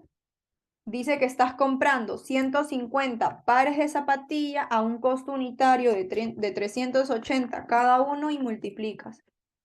Ahora tienes que saldar. Como estás en promedio, ¿qué hace el promedio? Tienes que promediar, tienes que sumar. O sea, vas a sumar el saldo anterior de unidades más la nueva compra. Luego sumas el total, que es el total anterior más el nuevo total, ahí está, y divides para hallar el costo unitario, que sería el total entre unidades. Y lo pones a 2 decimales. Y cierras. ¿Preguntas? ¿Cómo saldé bajo el método promedio? Listo. Sigamos. Luego nos dicen 11 de septiembre. El 11 de septiembre hay una venta. Recuerda que si solo te piden el Cardex, en una venta en el Cardex solo te interesa las unidades que estás vendiendo, no te interesa cuánto lo vendiste. Entonces dice, se vende 50 pares de zapatilla, 500 soles cada uno. Los 500 soles no me interesa en el Cardex. Solamente los 50 pares de zapatilla. Te vas a salidas y sacas las 50 pares, o los 50 pares, perdón. ¿A qué costo? Al costo unitario promedio de tu saldo. Listo. Y multiplicas. Ya está.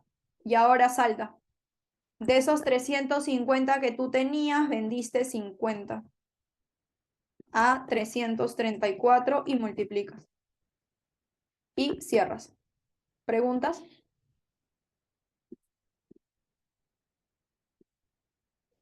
Ok, pasamos al 14 de septiembre. Dice, el 14 de septiembre devolvemos, o sea, nosotros devolvemos 10 pares de zapatilla a nuestro proveedor relacionado con la compra del día 3. Dime, Samar, te escucho. Sí, cuando solamente me piden Cardex, solamente importaría las unidades, ¿no? Como dijiste.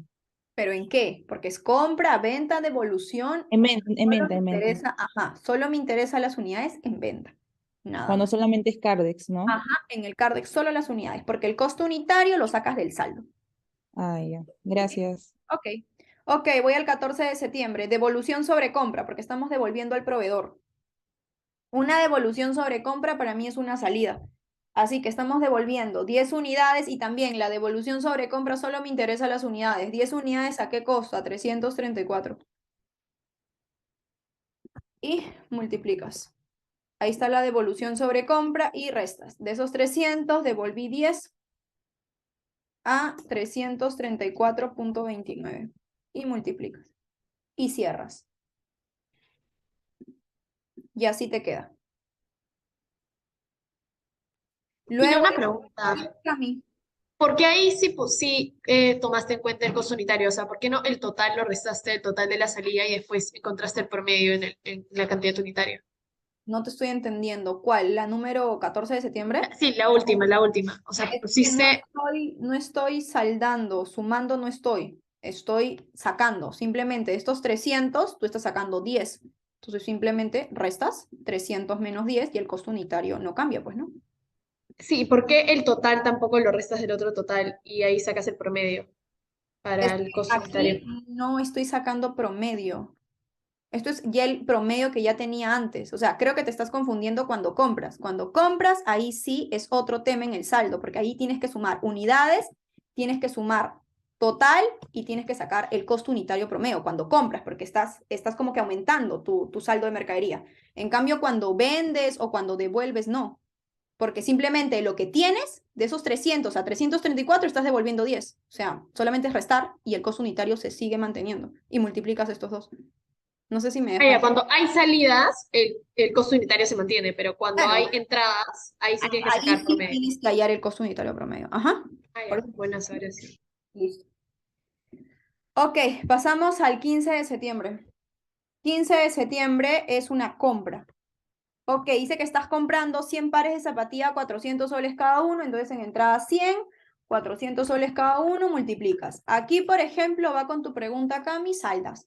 En este caso sí hay que sacar el costo unitario promedio porque está entrando mercadería. Entonces, 290 más las 100 que estoy comprando, me queda 390, sumas los totales, el total anterior más el nuevo total de tu compra y luego sacas el costo unitario promedio, total entre unidades. Listo.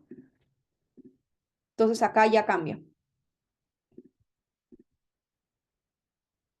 Y por último, el 16 de septiembre,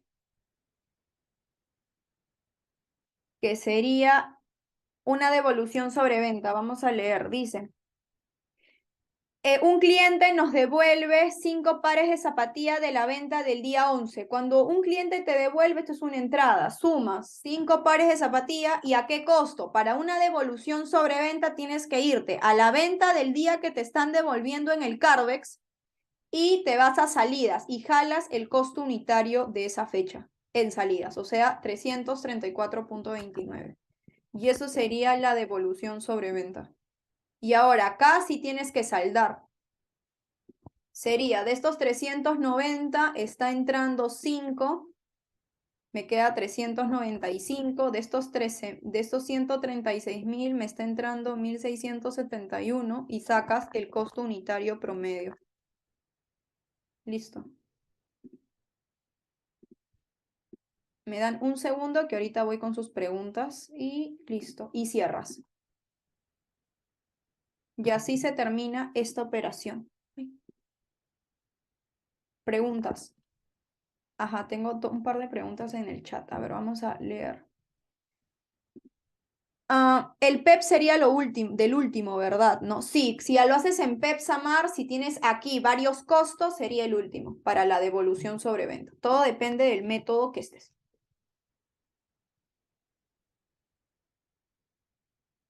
Ok.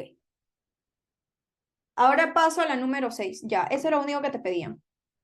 Como para recordar un poquito bajo el método promedio. Pregunta 6.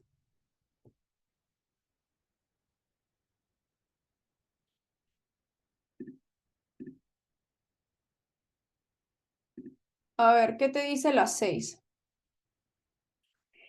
Dice, la compañía Durán preparó el análisis de antigüedad de saldos de sus cuentas por cobrar al 31 de diciembre del 2020 y determinó que el valor neto recuperable de las mismas era de 300.000 soles. O sea, te dicen que el valor neto recuperable al 31 de diciembre del 2020 es de 300.000 soles. Eso es lo que te dicen. Ok, ese es un dato. Ahorita vamos a ver qué es el valor neto recuperable. Luego te ponen, ¿no?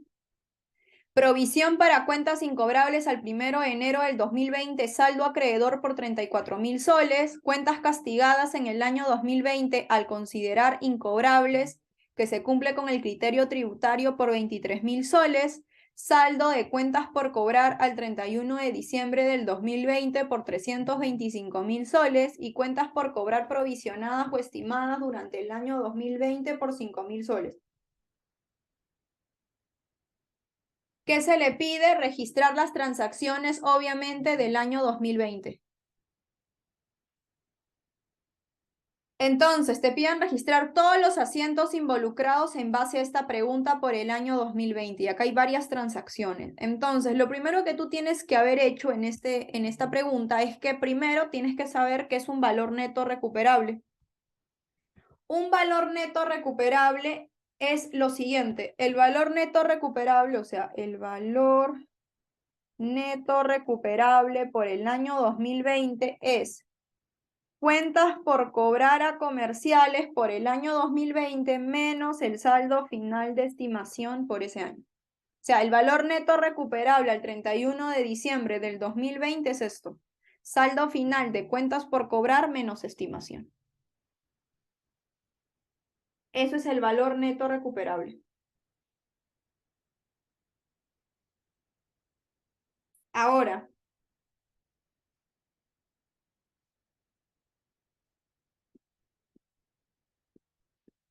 ¿tenemos algún dato? Sí, porque a ti te están diciendo que el valor neto recuperable, o sea, todo esto es igual a 300.000 soles. Entonces, si tú despejas esto, ¿cómo te quedaría? El saldo final de las cuentas por cobrar al 31 de diciembre, ¿lo tienes? Sí, aquí está. El saldo de cuentas por cobrar al 31 de diciembre del 2020 es 325.000. Entonces sería 325.000 menos el saldo final de la estimación es igual a 300.000. Si tú sacas el saldo final de la estimación, o sea, despejas, el saldo final de la estimación te quedaría 325.000 menos 300.000. O sea, ¿cuánto te sale el saldo final de la estimación? El saldo final de la estimación del año 2020 al 31 de diciembre del 2020 tiene que ser 25.000 soles. Hasta aquí, preguntas. Ok, ahora hay que registrar todas las transacciones y para eso a la par también hay que mayorizar. Siempre que te hablen de provisiones, estimaciones, mayoriza. Por ejemplo, dice, la primera que lo voy a pintar de color azul. La provisión para cuenta incobrables al 1 de enero del 2020, saldo acreedor es 34.000. Entonces yo lo que voy a hacer acá es mayorizar. Voy a registrar mi mayorización porque me están dando los saldos iniciales, así que el saldo inicial no tiene asiento, pero sí se puede mayorizar. Entonces voy a colocar estimación de cobranza dudosa y colocas el saldo inicial. El saldo inicial de una estimación siempre es acreedora porque es un activo negativo. Entonces aquí va a estar su saldo inicial. Saldo inicial 34.000 soles, listo. Luego te dicen, durante el año 2020 hubo cuentas castigadas que cumple el criterio tributario por 23.000. Cuentas castigadas, entonces viene un castigo. Y acá sí te voy a sugerir que hagas el asiento. Como es en el año 2020 y tú estás trabajando por el año 2020, hay que hacer el asiento. Debe y haber. ¿Cómo es el asiento cuando castigas? Es estimación de cobranza dudosa contra cuentas por cobrar a comerciales. Ahí está tu Tiene una estimación. pregunta. Sigue, Cami. ¿El saldo final de la estimación no sería 2.500? No, es 325.000 menos 300.000. Es 25. O sea, ¿por qué sería 2.500? No entiendo. Es que, a ver, un ratito. O sea, creo que estás mirando mal los ceros. Este es 300.000, esto es 325.000. O sea, si tú restas, te sale 25.000. ¿Sí? Ay, así creo que miré mal los ceros. Ajá. Ok, entonces voy a castigar las cuentas. Como dice que cumple el criterio tributario, cuando a ustedes les dicen se castiga y se cumple el criterio tributario, es que ya está provisionada. Entonces, de frente nomás castigas. ¿Cuánto es el castigo? 23.000 soles. Listo. Entonces, esto, como es en el año 2020, lo mayorizas. Está en el debe. Porque solamente estoy mayorizando la estimación. Ya está. Luego te dan el saldo final de las cuentas por cobrar, que eso no se hace absolutamente nada, solamente era para hallar aquí en mi ecuación. Y luego te dicen, cuentas por cobrar provisionadas durante el año 2020 por 5.000. O sea, vamos a provisionar durante el año 2020, dice que se ha provisionado 5.000. ¿Cómo es el asiento de provisión? Es gasto por cobranza dudosa contra estimación por cobranza dudosa. ¿Cuánto es esa provisión? 5.000 soles. O sea, 5.000, 5.000. Listo. Y registra. La estimación, porque estoy registrando solo la estimación, es de 5.000 en el haber. Eso sería todo. Ahora, si tú sumas esta estimación que tú tienes en el año 2020, sumas 23.000, sumas el otro lado, no te sale el monto que debería de salirte. Si tú sacas la diferencia, te sale 16.000. Y según el problema, tu saldo final que hallaste aquí arribita, tu saldo final tiene que ser 25.000 soles. Entonces, si todo por el año 2020 te sale 16.000, pero realmente el saldo final de la estimación te tuvo que salir 25.000, entonces la diferencia es el ajuste de estimación que tienes que hacer. Sacas la diferencia, 25.000 menos 16.000, y este sería el ajuste. Y por este ajuste también se hace el asiento. Entonces, asiento número 3 va a ser el ajuste. Como el ajuste está en el haber, entonces la estimación va a estar en el haber, porque el ajuste está en el haber por 9.000. Y su contraparte siempre es gasto por cobranza dudosa. Entonces, por el ajuste de 9.000 que tenías que hacer para llegar al saldo final, tienes que hacer el asiento. Y ahí están los 3 asientos que involucraba esta pregunta. Dudas por las 6. Tienes que saber el tema de provisiones, cómo es el asiento de provisión, cómo se castiga, cómo se cobra, etc. Ajá, tengo una pregunta por el chat. Miguel me dice, Gina, en la PC vino algo así y teníamos que ver si es gasto o ingreso. En este caso es gasto, ¿no? Sí, en este caso, Miguel, si el ajuste de la estimación está en el haber, su contraparte sería gasto. Pero si estos 9.000, Miguel, estuviera en el debe, tu estimación estaría en el debe y su contraparte sería como que ingreso, ¿no? Como un irrecuperable. Todo depende de dónde está ese ajuste. Si está en el haber, es la estimación en el haber contra gasto, que es lo más común. Pero si este 9.000 tuviese salido aquí, sería estimación en el debe y en vez de colocar gasto, se colocaba como ingreso por irrecuperable. Dime, Samar, te escucho. Sí, en donde dice cuentas castigadas, ya no se provisiona primero, ¿no? No, porque dice que se cumple el criterio tributario, o sea, se entiende que ya está todo provisionado y tú solamente tienes que castigarlo. Ah, ya, gracias. Ok. Listo, pasamos a la penúltima y con la 8 terminamos. Pregunta 7.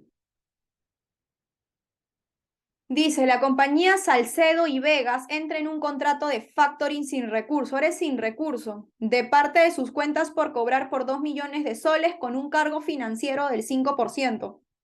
El banco retiene un importe equivalente al 10% del saldo de las cuentas por cobrar para eventuales ajustes. Registre el asiento contable.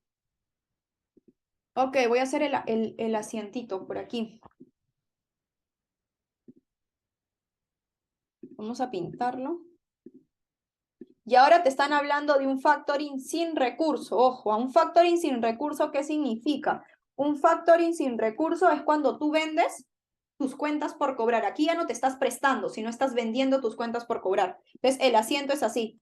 Baja tu cuenta por cobrar a comerciales por el monto de 2 millones.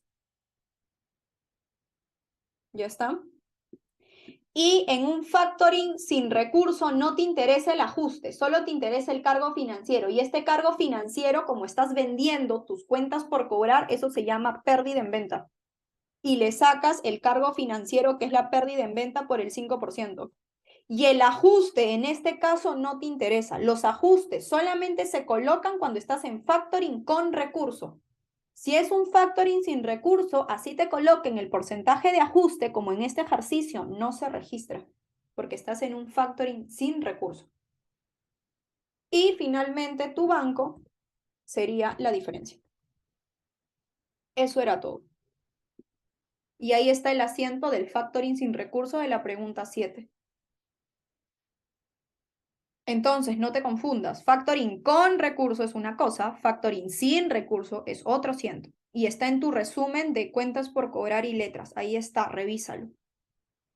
Preguntas por las 7. ¿Preguntas? ¿No? Ok. 8. Una más de provisión, ¿de acuerdo?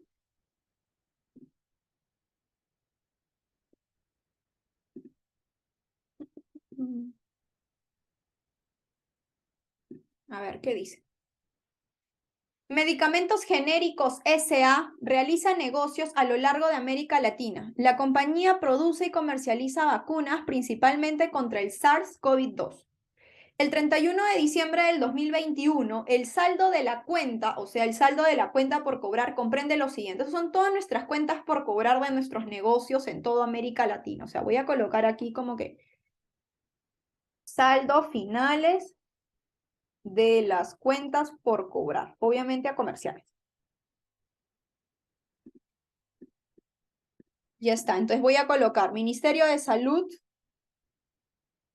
de Perú, Ministerio de Salud de Chile, Laboratorios Espíritu Santo, Gobierno Regional Antiplano y el resto de cuentas por cobrar. O sea, voy a poner como otras cuentas por cobrar. Listo. Y te dan todos los montos.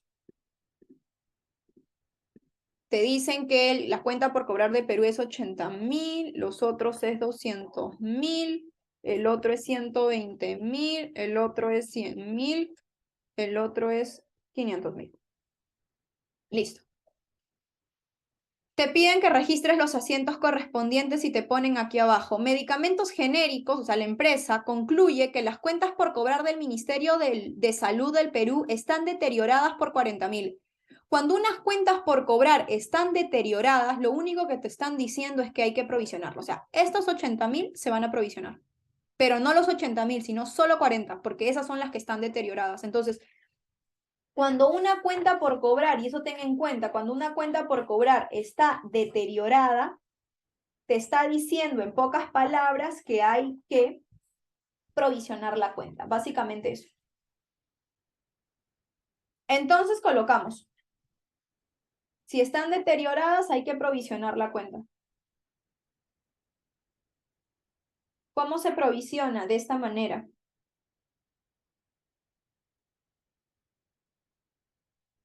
Le voy a poner acá primero provisión, 40.000. Y obviamente eso hay que hacer el asiento, pero ya luego lo voy a hacer todo junto. Entonces aquí está, acá hay una provisión.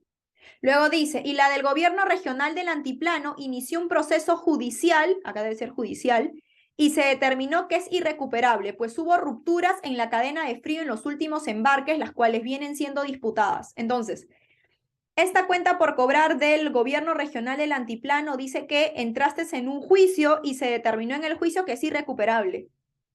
Cuando tú entras a un juicio o has realizado acciones judiciales y en las acciones judiciales establece o determina la imposibilidad de cobro, o sea que es irrecuperable, eso se tiene que castigar. Pero como es una cuenta por cobrar, obviamente primero se provisionas toda la cantidad primero y luego se castiga.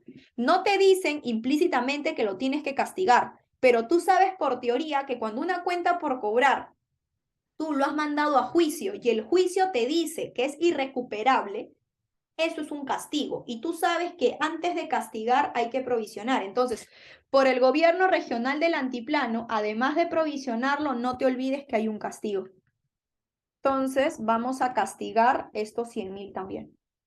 Entonces provisionamos y como hemos iniciado el proceso judicial y el proceso judicial nos ha dicho que es irrecuperable, entonces también se castiga. Listo. ¿Preguntas?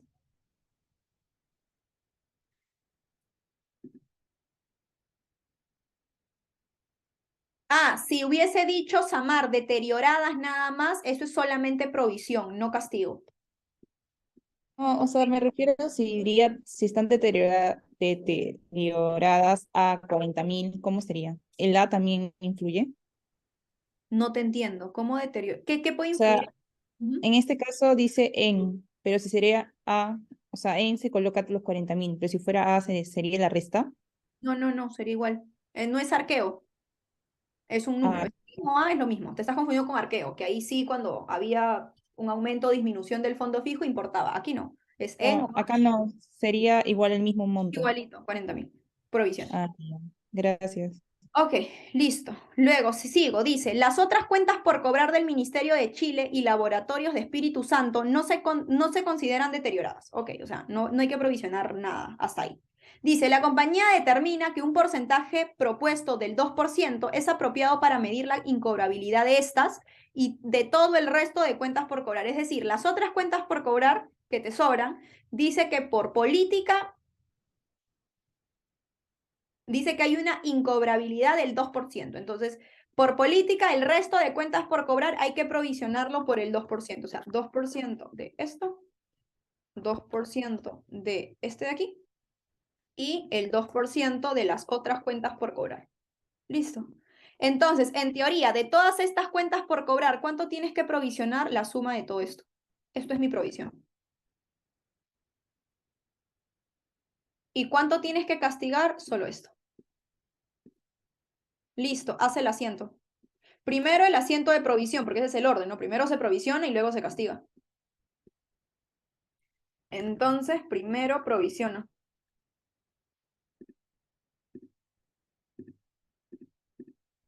Sería gasto por cobranza dudosa contra estimación por cobranza dudosa. Y en vez de hacer uno por uno, entonces sumas todo esta provisión y te sale 156.400. Y de estos 156.400 ya sabes que el gobierno regional del antiplano se castiga. Entonces haces otro asiento del castigo. Como ya está provisionado, porque estos 100.000 ya está provisionado, ahora castiga. Estimación de cobranza dudosa contra cuentas por cobrar a comerciales por el castigo, que sería 100.000. Y así te quedarían los asientos para la pregunta número 8. Ah, Benjamín me pregunta, Gina, ¿no afecta nada si te dice que no se consideran deterioradas? En este caso, lo único que permitía saber que no estaban deterioradas es que no se provisionaban. O sea, que el monto completo no se provisionaba. Eso significa no estar deteriorados, que no hay provisión, o sea, que están normales. Pero, ¿por qué provisionas entonces? Porque por política de la empresa, aquellas cuentas que no estaban deterioradas, tenías que hacerle una provisión del 2%. Por eso le saqué a las que no estaban deterioradas, que eran estas dos, el 2% de provisión, y también a las otras cuentas por cobrar. ¿Sí, Benjamín? Solo eso. Listo, y ahí están las 8 preguntas, 8 casitos de desarrollo. Entonces, ¿qué hemos visto hoy día? Básicamente, recuerda lo mismo. Estudia conciliación, factoring con y sin recursos, los descuentos por letra, canje de letra, estudiate todo eso. Luego también estudia CARDES, ya hemos dicho, tienes que estudiar CARDES bajo el sistema periódico y bajo el sistema permanente. Y tienes que saber los asientos de mercadería en consignación cuando eres consignador y consignatario. ¿Qué más? Y en cuanto a inversiones, tienes que saber todo con respecto a inversiones. Tienes que saber bonos con una tasa, bonos a costo amortizado que lo he visto hoy. Tienes que saber bonos cuando se usa tasa efectiva y tasa nominal. Y también tienes que saber registrar acciones. Y no te olvides que yo creo que te puede venir alguna pregunta de provisiones, o sea, cuando provisionas, cuando castigas, etc. Dime, Samar, te escucho. Una consulta, ¿no es lo mismo decir TIR, ¿qué tasa efectiva? No, no. No, la tasa TIR es una tasa efectiva de retorno. En cambio, Y la la tasa tasa sola efectiva nada más, sola. es interés efectivo. No es nada de retorno, no es un retorno de inversión. Ah, son dos cosas distintas entonces. O sea, la TIR solamente lo usas, Samar, en el costo amortizado. De ahí no te interesa la TIR.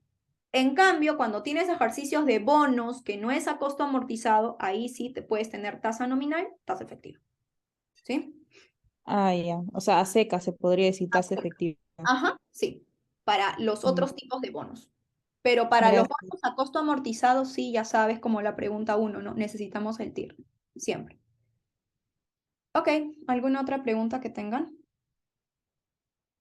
Listo, chicos. Entonces, ahorita les envío la solución y también la grabación a aquellas personas que recién las estoy enviando, ¿sí? Y también los voy a subir a la plataforma. Así que nada, cuídense, muchos éxitos en sus parciales y nos vemos mañana en la noche. Chao.